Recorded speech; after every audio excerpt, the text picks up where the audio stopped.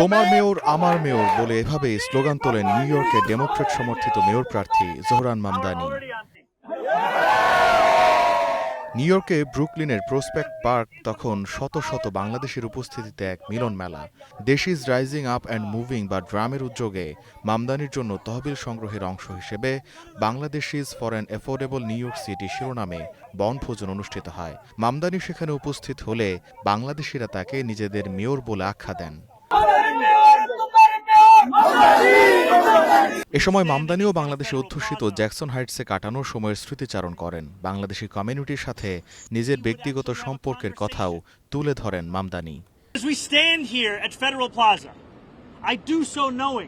এ সময় বাংলাদেশিরা আমার মেয়র তোমার মেয়র বলে স্লোগান দিলে তিনিও তাতে যোগ দেন। দিনভরই আয়োজনে আরও অংশ নেন state assembly member Robert Carroll, city council member Shahana Hanif ছাড়াও শত শত বাংলাদেশি।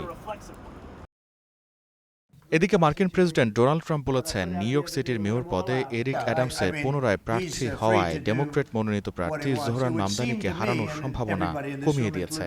শুক্রবার হোয়াইট হাউসের ওভাল অফিসে সাংবাদিকদের সঙ্গে আলাপকালে ট্রাম্প বলেন, বর্তমান মেয়র অ্যাডামস নির্বাচনে এলে মামদানিকে হারানো আরও কঠিন হবে। এদিকে নভেম্বরে নির্বাচনের 2 মাস আগেই $8 মিলিয়ন তহবিল সংগ্রহের লক্ষ্য ছুঁয়ে গেছেন জোহরান মামদানি। প্রতিদ্বন্দ্বীদের তুলনায় ব্যক্তিগত অনুদান ও সিটি ম্যাচিং ফান্ডেও এগিয়ে আছেন তিনি। গোলাম কিবরিয়া, স্টার নিউজ।